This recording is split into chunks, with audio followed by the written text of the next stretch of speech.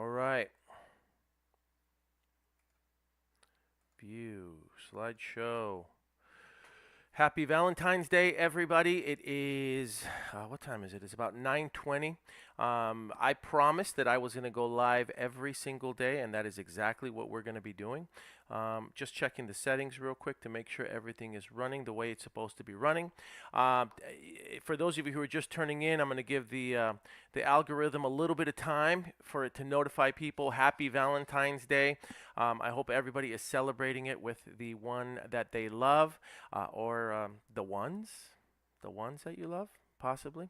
Anyway, so what I got to go do is I'm going to go meet my wife for a brunch. And for those of you who don't know, my wife competes. She does fitness competitions, bodybuilding competitions, bikini competitions. So I'm wearing a shirt in honor of my wife. I have to stand up a little bit so you can see it. Team Mommy, that is my wife. So I'm going to go surprise her, and I'm going to see her in a little bit, and I'll be wearing her t-shirt, and I'll be bringing her some goodies and whatnot. So hope you all have a wonderful Valentine's Day. I'm sure that the people that catch up to this video a little bit later on, they're going to be wondering what it is that I'm wearing and why I'm wearing it, but whatever. So today we're going to be talking about how to buy a house with no money. We're going to get started in a little bit. I'm going to sit tight for about 2 more minutes until we get a few more viewers, because I know that the algorithm does take time for it to kick in. I'm reading the comments. I promised that I would go live every day, and so I'm going to do this and each one is going to be short. It's only going to be about 20 or 30 minutes, and we're going to be covering some of the content that people send to me through DMs on the various message boards. So you can connect with me on whatever board you really prefer, the board of your choice, Reddit, Facebook group, school community, Instagram, LinkedIn. I see them all. So send those messages to me. Forgive me if there's a lapse in between the time you send it to me. By the time I reply, I do get busy, and sometimes I get inundated.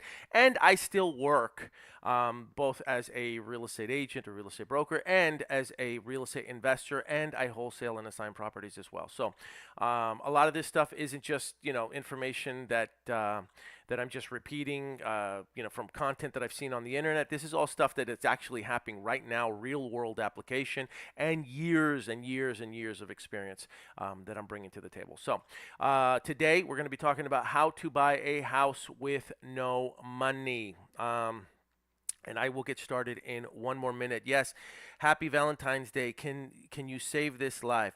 So I save it myself personally.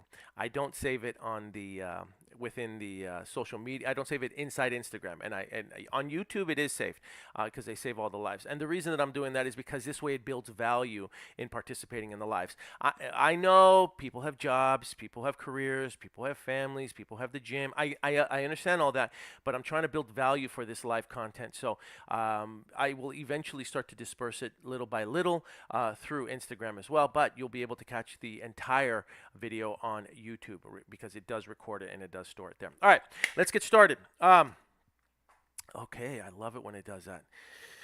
Okay, let's talk about buying a house with no money. I do a lot of talking about mindset shifts. Very important that you shift your mindset. And so the title, yeah, it's a little bit of clickbait. And yes, I did do it that way intentionally. That's part of it. But at the end of the day, what I need you to understand is that you are still a solution. You're a real estate investor, and you are providing a seller with a solution that to a problem they might be having, to some type of distress. So while you're coming in there with the mindset, I want to purchase a house for myself, I want to purchase a property for myself, I want to buy something for myself, using strategies that enable me to be able to buy these properties with no money down, that enable me to buy these properties with bad credit, that enable me to buy these properties without any bank verification or check stubs or anything like that. I want to use those strategies myself to be able to do this for myself. At the end of the day, right? you're still a possible solution to somebody else's problems, okay? So I say this all the time. This isn't only about you and what you're going to be able to get out of this. And we're going to be talking about that a little bit later on. But I want there to be a little bit of a mindset shift, just a little bit. Yes, I understand. Everybody's situation is different. And there's some people that reach out to me and they're like, listen, I really need to get a house for me and my children. Listen, I really need to get investment properties for whatever. Everybody has a different reason, and I say the same thing to them. Great, let's go see who we can find that we can solve their problem, and by also helping you find whatever it is that you're looking for. All right, so let's start with that. You are a possible solution. Can you buy properties without any money down using all of the other strategies that I talked about? Yes, but you're still a solution to somebody else's problem. Keep that in mind. All right, next one. Your story is your strength. Okay, this is important. Oh, I was using fish analogies earlier when I was working on these slides. So you're going to see some fish stuff on top where it says like the right bait and all that stuff. But because I didn't properly set it up, now it's going to seem a little weird. So I may reference it. I may not reference it. Anyway, your story is your strength. Now, why am I saying that? Because there's some of you that are thinking, there's no way that I can go approach a seller and talk to a seller and say to that seller, hey, listen, I have no money. I have no credit. I've got no job. I don't have any credentials. Oh, and by the way, I had a property that was recently foreclosed on within the last 7 years. And so in your mind, you're thinking of all the reasons that the seller isn't going to want to give you that opportunity, isn't going to want to hear what it is that you have to offer. But what you're not taking into account is that your story is actually your strength. Now, I'm not saying that you can't disclose all of that stuff. I'm not saying that you should necessarily disclose it all up front, but here's what I am saying. If you had a story of something like, and I'm going to use my mother's as an example, okay?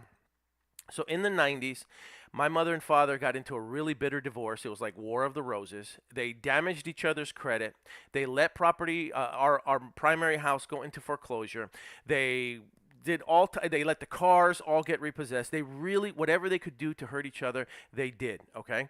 And it got really, really, really ugly for a while for our family. My mother went out and she approached someone over in Highland Park, Los Angeles, and she talked to someone. It was an elderly couple, and she basically went to them and she said, hey, listen, I just went through a really, really, really bad divorce. It's really bad. I have a job. I do make money. I have 3 children. I need a place for them to stay. We used to have a house.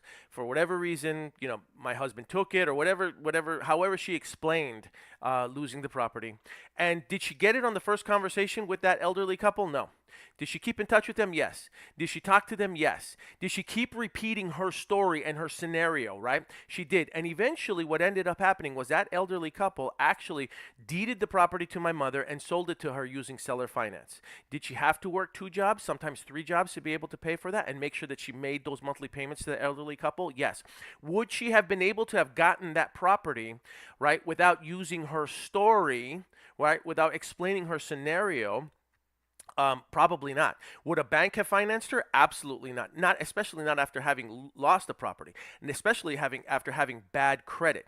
This was during the 90s. So here's the thing: these strategies have been going on for a really, really long time. Okay, even before many of us were born. Okay, so I mean, during the 70s or 80s, there was Carlton Sheets that was teaching these strategies. Then during the 90s, there was other people. I forget. There was an Asian guy that had pictures of him with 2 girls on a yacht, whatever, selling his courses. This stuff's not new, okay?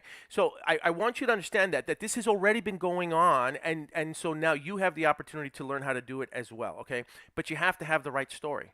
And in order to have the right story, you got to have the right why, right? So for those of you who are like, well, I'm 18, what's my why? What's my story? Well, listen, Mr. and Mrs. Seller, I'm going into college.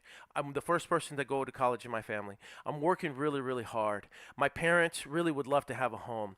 I'm going to do whatever I need to do in order to make sure that I make these payments. I'm going to do whatever I need to do, work 2 jobs, 3 jobs, 4 jobs. I'll maintain communication with you. I really, really, really need your help. I want to see if there's a chance that we can make something work. So everybody's story is going to be different.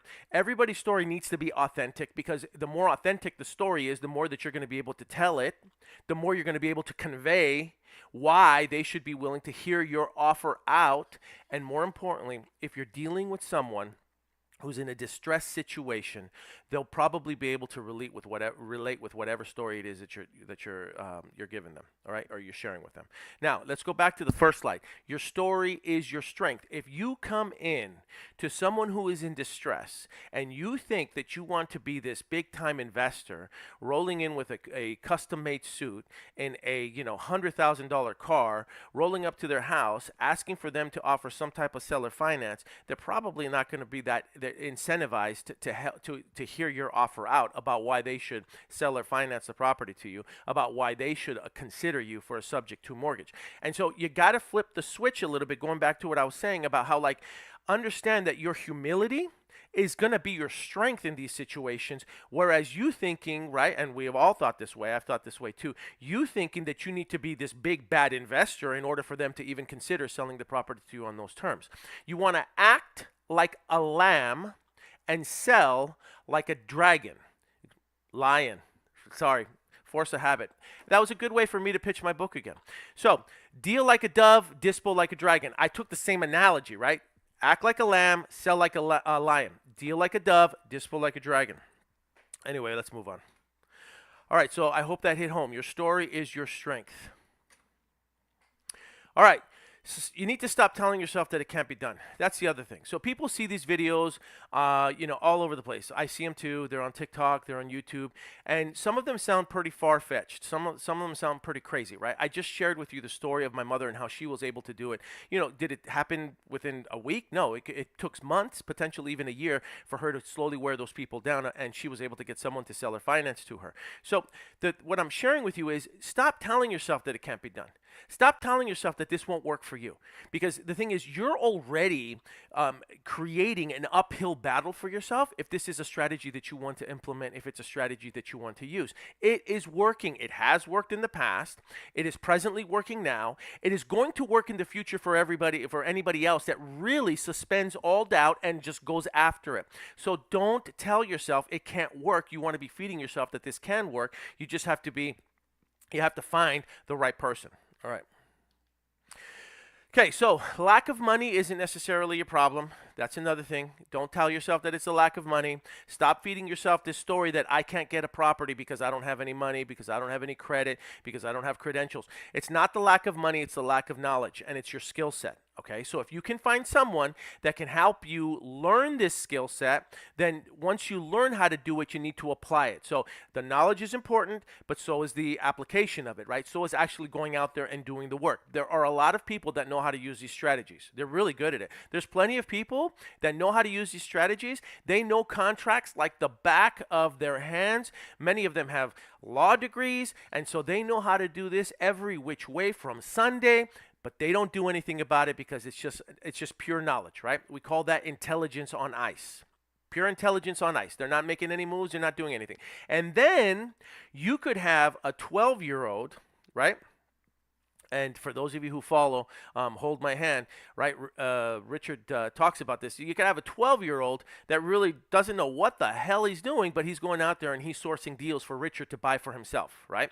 So I just saw one of his videos. But the point is, it's not the lack of knowledge, right? Excuse me, lack of money. It's the lack of knowledge. And once you get the knowledge, you just have to implement. Now, I'm going to talk a little bit about what we do within our organization. Within our organization, we have something called a profit-sharing mentorship program.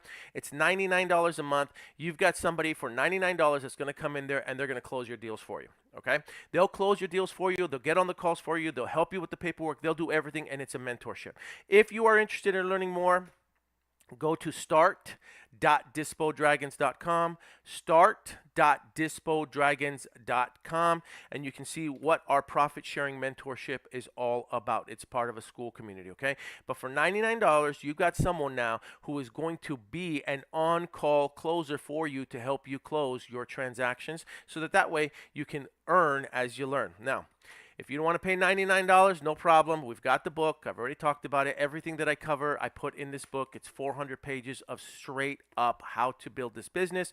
You can get it on Amazon. Go to dove.dispodragons.com, dove.dispodragons.com. If you purchase it, please give me a review.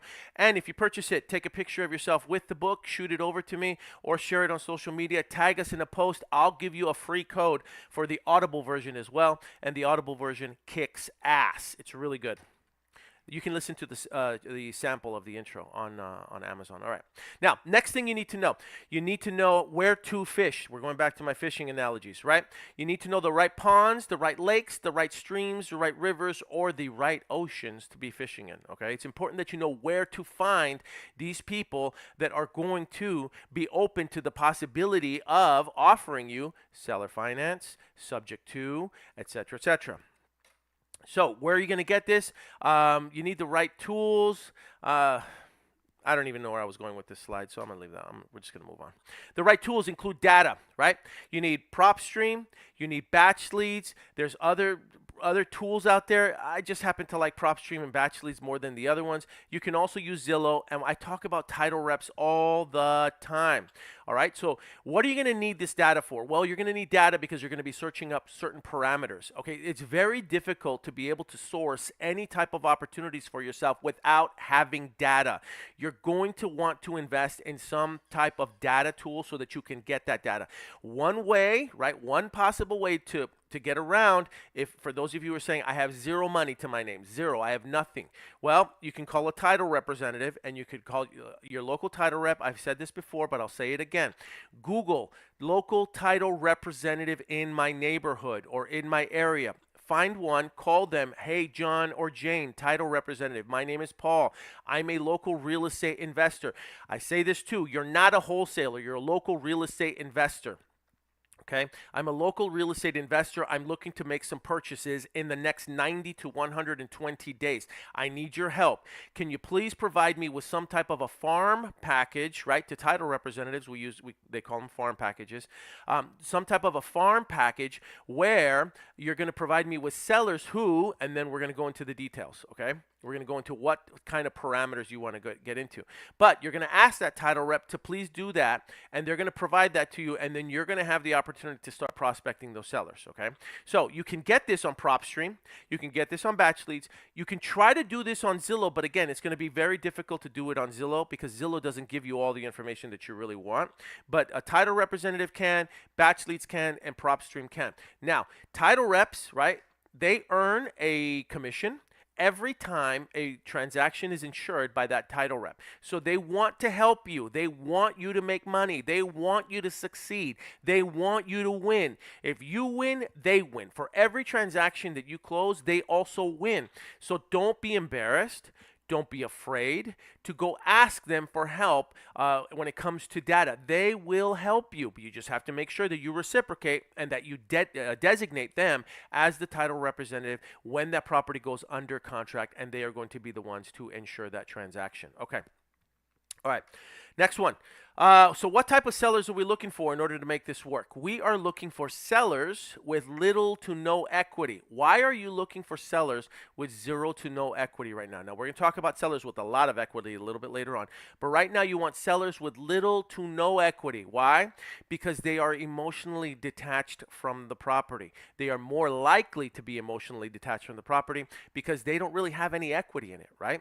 So, and what does that mean, little equity? That means 95% loan to value, 95% LTV. So for those of you who are just brand new looking at this real estate stuff, 95% LTV means that if the property is worth $300,000, they owe about 95% would be, I don't know, $295,000 or $297,000, something along those parameters. So the property's worth 300, they owe about 297. You know, again, if something happens in their life that is going to cause them distress, a job transfer, somebody unfortunately passes, a divorce, whatever it might be, they're not as attached to the home as they once were, okay? And that distress is where you now again have the opportunity to help them while at the same time helping yourself out. So you want to look for people that have very little equity and high loan to value ratios, high LTVs. Those are great sellers that would be open to this possibility. Where do you find these people? I just said it earlier. You can find it on PropStream or BatchLeads or Title Rep. They can filter out data for you and give you sellers with those parameters. These type of sellers are, you also want the ones that have purchased in the last 3 or 4 years. If they've purchased in the last 3 to 4 years, remember that the vast majority of mortgage payments initially, they're going to be all interest anyway. Okay, so they haven't really built up much equity. And so the people that have bought in the last 3 to 4 years, number one, they have a higher loan to value ratio. And number two, they haven't been there quite as long. So again, they're less emotionally attached to the property as most other people would be. Not in all cases, but in some cases. So sellers with high loan to value ratios, sellers who have purchased in the last 3 to 4 years. Okay. Now, you also want to look for people who have FHA or VA loans. Okay, so again, these are different filters that you can set up within PropStream or BatchLeads or the title reps or whatever data source you want to use. And typically the FHA loans, remember, if it's an FHA loan, they got in with very little down payment. Most of the time they get in with a 3.5% down. Not always, but most of the time 3.5% down to purchase that property. So that means that they have a 96.5% loan to value ratio, right? So they owe almost 100% on their home.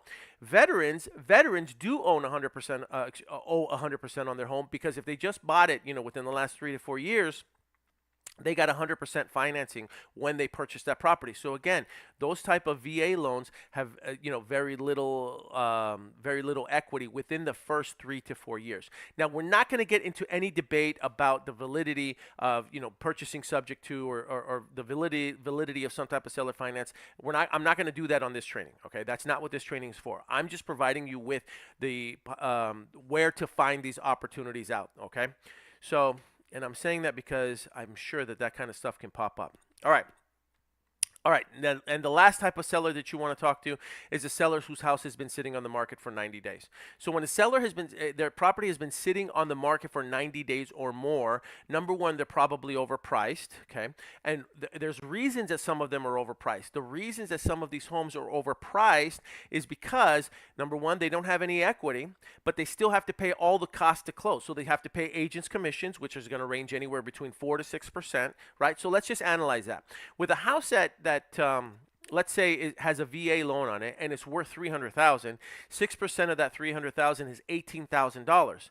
Now they owe, let's say it's been a year, they owe probably around $298,000 on it. So in order for that seller to sell the property the traditional way using a real estate agent, they'd have to actually come to the closing table to be able to pay the agent and pay all of their closing costs. So they're going to pay just so they can sell their house. Right? Whereas if you come to them and you approach them the right way, and you educate the agent and you say, hey, John or Jane seller, listen, I'd be interested in purchasing your home, and you give them your why, right? Listen, I'm just getting out of a really rough divorce. I'd like to purchase a home for me and my family. But if I get you your price where you don't necessarily have to come out of pocket, would you be open to me purchasing your home using some creative strategies? Would you be open to me purchasing this home on terms? And then you explain the terms. On this video, I'm not going to be going into those strategies. I'm not going to be teaching all of that stuff.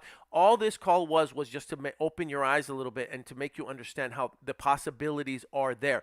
You can purchase property with no money down. You can purchase property. You may need a little bit to close, right? You may need some help with the closing costs, but even then, there's ways where you can strategically get your closing costs covered.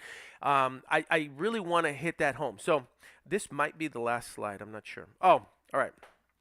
When you purchase these strategies, this is like a marriage, okay? Especially if you are purchasing a home from someone and they're doing seller finance and they say to you, well, I'll sell you the property and you got to make payments to me for the next 10 years. Or if you purchase the property where you're taking over the existing mortgage, the existing FHA mortgage or the existing VA mortgage, you're taking it over subject to, and you're buying it, and then it's a 30-year loan. Right? So that means that you and that seller are going to be committed to each other for a minimum of whatever the seller agrees to on the seller finance. That could be 5 years, that could be 10 years, that could be 20 years, who knows? Or whatever the bank loan is, right? It could be, again, 15 years, 20 years, 30 years. So it's like being married to that seller, which means that you're going to have to make sure that there's certain parameters in place to protect you and the seller. So I like to call it a prenup, right? So you're going to have to figure out what your exit strategy is going to be. Are you going to get this property and then try to refinance it in 5, 10, 15 years? Are you going to try to ride that loan out for 20 to 30 years if you're taking over somebody's FHA or VA loan? These are all things that you're going to have to consider when you're purchasing the property, because the seller may say to you, I'm only willing to finance this to you for 5 years. Okay, only for 5 years. Sure, I'll let you buy the house. I liked your story. I like what you stand for. I'm going to give you an opportunity. The seller gives you the opportunity. You purchase the home. You get the deed. The deed is in your name. You're now making payments to the seller.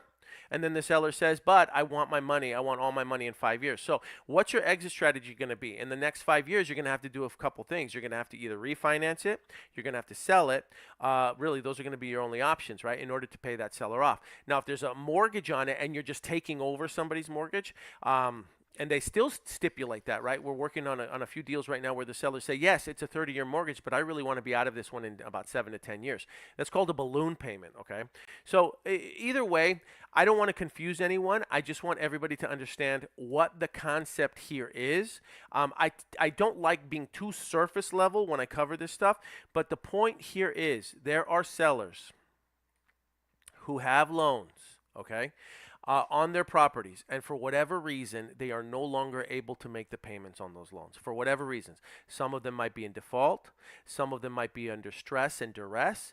They may have lost a job. They don't know what they're going to do, and they just want out of the house. Okay, you, going back to what I said at the very beginning of this video, are a possible solution to their problem if you know how to creatively structure this so that you can purchase the home from them with no money down or no money out of your pocket, and then you buy it, you make payments, you take over mortgages, whatever it is that you're going to do. But you're going to need to talk to a lot of people.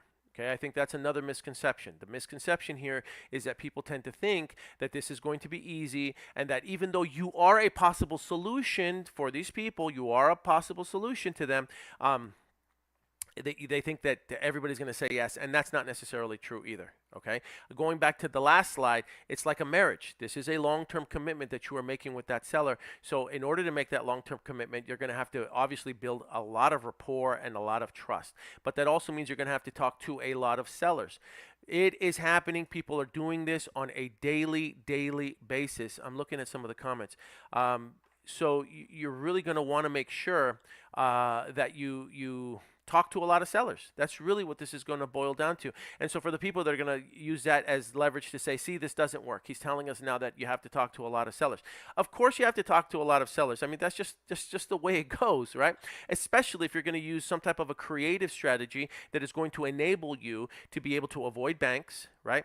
To be able to avoid credit checks, right? To be able to avoid all of those things that would normally hinder you from being able to purchase a home. I'm telling you that you can buy a home now. You just have to talk to a whole bunch of sellers. And even if I told you that you had to talk to 500 sellers, even if I told you that you had to talk to 1,000 sellers, you have to talk to 1,000 sellers, right? And however long it takes you to talk to those 1,000 sellers, if you can do it in 1 week, great. If you can do it in 1 month, great. If you can do it in 6 months, great. But at the end of talking to about 1,000 sellers, you're going to have one of them that are going to say, you know what? I like you. I like you. I like your story. I'll work with you. I'll sell the house to you using whatever terms or whatever strategies you want to use. And you've got a home, right? Was it worth it?